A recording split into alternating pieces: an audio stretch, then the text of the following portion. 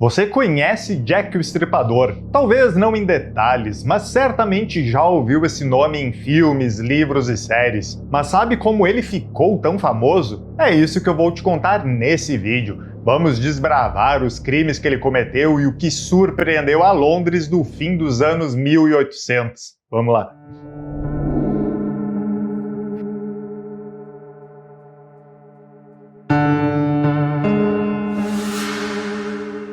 E aí, terrófilo, Mauro Plachino aqui. Jack o Estripador é um dos assassinos em série mais famosos da história. Ele é conhecido por ter assassinado pelo menos 5 mulheres em Londres em 1888. Esse nome, Jack o Estripador, foi dado a ele pela imprensa, que cobriu amplamente os assassinatos e acabou criando uma atmosfera de medo e pânico na cidade. Os assassinatos ocorreram em um momento de grande mudança social e econômica na Inglaterra vitoriana. A cidade de Londres era um lugar de contrastes extremos, com áreas extremamente ricas e extremamente pobres vivendo lado a lado. A polícia de Londres, na época, era mal equipada e mal treinada, o que tornava difícil a captura de criminosos. Foi nesse contexto que Jack o Estripador escolheu as suas vítimas entre as mulheres mais vulneráveis da sociedade, como as prostitutas, que viviam e trabalhavam nos bairros pobres de East End. Ele as atacava à noite, cortando suas gargantas e mutilando seus corpos de maneiras horríveis. Os assassinatos eram tão brutais que a imprensa da época os descreveu como os crimes mais hediondos da história. A alcunha dada pela imprensa foi necessária, pois o assassino nunca foi identificado. Inclusive, isso fez com que a sua fama aumentasse ainda mais, chegando ao ponto de muitos acharem ser uma lenda urbana e não um caso real. Mas ele foi real, muito real, e vamos ver as atrocidades que ele cometeu. Mas antes, se inscreve aqui no canal e liga as notificações para não perder nenhum conteúdo sobre terror, suspense e true crime todas as semanas. Mas vamos lá! Como eu falei, a imprensa fez uma grande cobertura do caso e popularizou o nome Jack o Estripador. Mas esse nome se originou de uma carta enviada para uma agência de notícias e assinada com esse pseudônimo. A carta, conhecida como Dear Boss, foi recebida pela Central News Agency em 27 de setembro de 1888. Nela, o remetente afirmava ser o autor dos crimes e assinava com esse pseudônimo. A carta foi amplamente divulgada pela imprensa da época e o nome Jack o Estripador rapidamente se tornou sinônimo dos assassinatos brutais que ocorreram no bairro Whitechapel, em Londres. Mas claro, é muito provável que a carta fosse falsa e até tenha sido escrita por jornalistas em uma tentativa de aumentar o interesse sobre o caso e vender jornais. Inclusive, alguns especialistas acreditam que a carta foi escrita pelo jornalista Tom Bullen, que trabalhava na própria Central News Agency na época. Independentemente da autenticidade da carta, o nome Jack o Estripador se tornou um dos mais famosos pseudônimos da história do crime e até hoje é referência em assassinatos em série e continua fascinando pessoas de todo o mundo. Em 1888, Jack assassinou pelo menos 5 mulheres, e essas mulheres são conhecidas como as vítimas canônicas. Elas são chamadas assim pois, apesar de terem existido outras mortes que foram consideradas possíveis vítimas de Jack, essas 5 são as que apresentam mais evidências de que foram realizadas pelo mesmo assassino. A primeira delas foi Mary Ann Polly Nichols. Ela foi encontrada morta em 31 de agosto de 1888 em Whitechapel, Londres. O seu corpo foi encontrado por Charles Allen Cross e Robert Poe, envolto em lonas em plena calçada durante a madrugada. Eles notaram que Mary Ann estava sem vida e então chamaram a polícia. O cirurgião Dr. Llewellyn foi chamado para inspeção e, após observar que a moça havia sido infligida por 2 cortes profundos na garganta, declarou a sua morte oficial, que teria ocorrido pouco antes do corpo ser encontrado. Ele ordenou que removesse um cadáver para o necrotério, onde passaria por um exame mais aprofundado. Nesse exame, o médico legista descobriu que os ferimentos na garganta haviam sido infligidos da esquerda para a direita, sugerindo que o assassino poderia ser canhoto. Além disso, o rosto de Mary estava muito machucado e a parte inferior do seu abdômen foi parcialmente aberta por um ferimento profundo e irregular, fazendo com que os seus intestinos ficassem expostos. Cada ferimento foi feito de uma maneira bastante violenta e por uma única faca. O cirurgião até suspeitou de que o assassino possuía algum conhecimento anatômico, o que poderia ajudar a descobrir a sua identidade. Mary Ann foi identificada por uma moça que morava na mesma pensão que ela. Ela foi vista pela última vez por Emily Holland, que afirmou ter visto a jovem totalmente bêbada, caindo contra as paredes de uma mercearia aproximadamente às 2h30 da madrugada. Apesar de Holland ter tentado persuadir Nichols a voltar para a pensão, ela recusou, dizendo que havia gastado todo o seu dinheiro para a hospedagem. Assim, as duas se separaram e Mary Ann seguiu em direção a Whitechapel. A partir daí, já sabemos o que aconteceu, né? Depois dela, a segunda vítima de Jack foi Annie Chapman. Annie Chapman foi encontrada morta no quintal da casa número 29 da Humber Street, em Spitalfields, em 8 de setembro de 1888, uma semana depois do primeiro assassinato. O corpo foi descoberto por John Davis, um dos residentes da casa, pouco antes das 6 da manhã. A garganta de Chapman foi cortada profundamente e o seu abdômen também foi aberto, tendo o útero removido e parte das entranhas colocadas sobre os seus ombros, incluindo o seu intestino. O detetive encarregado desse caso foi o inspetor Frederick Haberlein, que trabalhou em conjunto com o médico legista Dr. George Baxter Phillips. Phillips examinou o corpo de Chapman e concluiu que ela havia morrido devido à perda de sangue causada pelo corte na garganta. O caso foi conectado ao anterior pela polícia, que notou as semelhanças entre as mortes de ambas as mulheres. No inquérito sobre o assassinato de Annie Chapman, uma mulher chamada Elizabeth Long descreveu ter visto Chapman no local do crime por volta das 8h30 da manhã, na companhia de um homem de cabelos escuros, usando um chapéu marrom de caçador de veados e um sobretudo escuro, e de uma aparência pobre e refinada, nas palavras dela. De acordo com essa testemunha, o homem perguntou a Chapman: "Você vai?"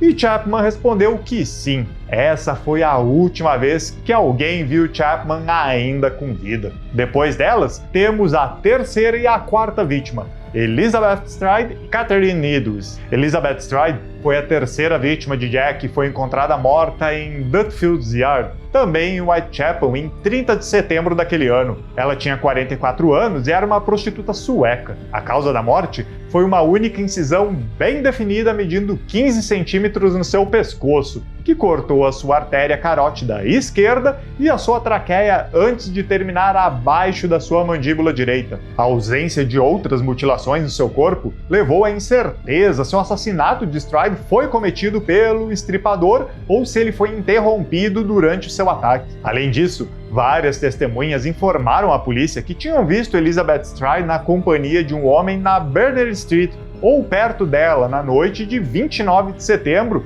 e nas primeiras horas do dia 30. O problema é que cada pessoa deu uma descrição diferente sobre esse homem. Alguns falaram que seu cabelo era claro, outros falaram que ele era moreno, alguns disseram que ele estava mal vestido e outros bem vestido. Apesar disso, devido ao corte na garganta e o perfil da vítima, ela é considerada uma das vítimas canônicas de Jack. Bom, mas falei que falávamos de duas vítimas. Agora podemos falar de Catherine Edwards. Colocamos elas juntas, pois ela também foi morta no dia 30 de setembro de 88. Ela tinha 46 anos e era mãe de 3 filhos, e assim como as demais, também era uma prostituta. O seu corpo foi encontrado na esquina da Mitre Square, apenas 45 minutos depois da descoberta do corpo de Elizabeth Stride. A sua garganta foi cortada de orelha a orelha e o seu abdômen foi aberto com um ferimento longo, profundo e irregular, e os seus intestinos foram colocados sobre o seu ombro direito. Se isso não bastasse, o seu rim esquerdo e a maior parte do útero foram removidos e o seu rosto foi desfigurado completamente, com o nariz decepado, a bochecha cortada e cortes verticais até nas suas pálpebras. Uma incisão triangular também foi esculpida em cada uma das suas bochechas e até o lóbulo da sua orelha foi cortado e encontrado entre as suas roupas. O cirurgião policial que conduziu a autópsia do corpo de Edwards declarou que essas mutilações teriam levado pelo menos 5 minutos para serem concluídas. Durante a investigação, um vendedor de cigarros do local chamado Joseph contou que passou por uma passagem estreita para Meath Square chamado Church Passage, com 2 amigos pouco antes do assassinato, e descreveu ter visto um homem louro, de constituição mediana, com uma aparência miserável, com uma mulher que poderia ter sido o Idris. Apesar da descrição, os amigos que o acompanhavam não conseguiram confirmar essa sua descrição. Um pedaço do avental ensanguentado de Idris foi encontrado na entrada de um cortiço na Gulston Street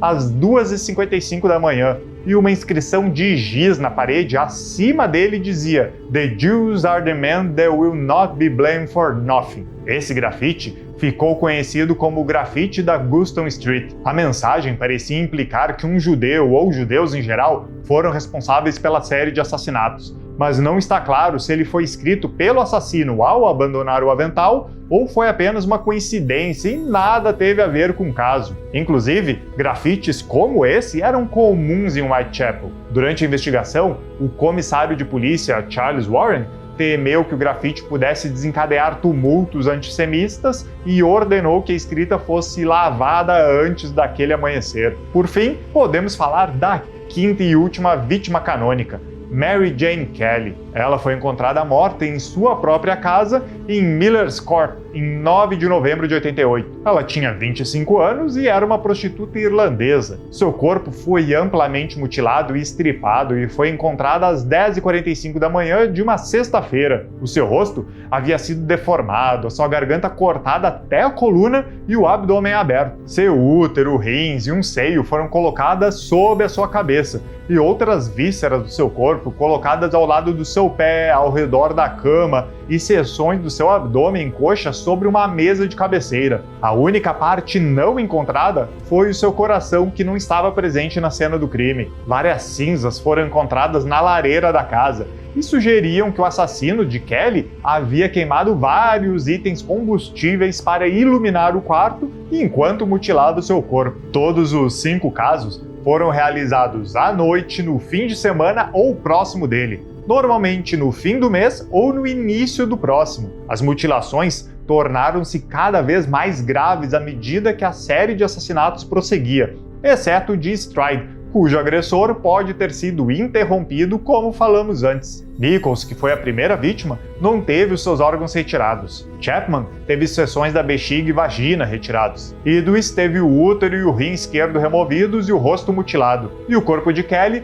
foi amplamente dilacerado, seu rosto cortado em todas as direções e o seu pescoço foi cortado até os ossos, embora o seu coração não tenha sido encontrado. A primeira pessoa a fazer a relação entre os 5 casos foi o cirurgião policial Thomas Bond, que escreveu uma carta a Robert Anderson, segundo comissário assistente da Polícia Metropolitana de Londres, em 10 de novembro de 1888. Depois desses 5 crimes, aconteceram outros crimes em Whitechapel, mas não são colocados na conta de Jack devido ao perfil das vítimas e as maneiras como foram mortas. Sobre o seu paradeiro, alguns acreditam que ele parou de matar, outros que mudou a forma como matava, ou até que ele trocou de cidade, de país para fugir das investigações policiais. Inclusive, essas possibilidades criaram uma série de lendas e mitos em volta de Jack. Se você quiser um vídeo só sobre essas histórias dele, ou quiser que eu aprofunde e fale sobre os suspeitos de serem um famoso assassino, me deixe um comentário aqui embaixo. E não esquece de se inscrever no canal e ligar o sino para ser lembrado toda vez que colocarmos um vídeo de terror, suspense ou true crime aqui no canal. E se quiser ler histórias de terror,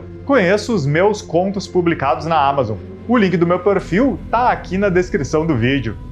Mas também tu pode querer saber mais sobre o Jack Estripador, e existem diversos livros sobre a sua história. Talvez você goste de Jack o Estripador, a investigação definitiva sobre o serial killer mais famoso da história, de Donald Hubelo. Ou também pode gostar de The Five, a história não contada das mulheres assassinadas por Jack o Estripador, de Ellie Rubenhold. Agora, se quiser mais histórias de crimes reais, acesse essa playlist aqui com mais casos de true crime para você conhecer. Um bom terror para ti e até o próximo vídeo. Até mais!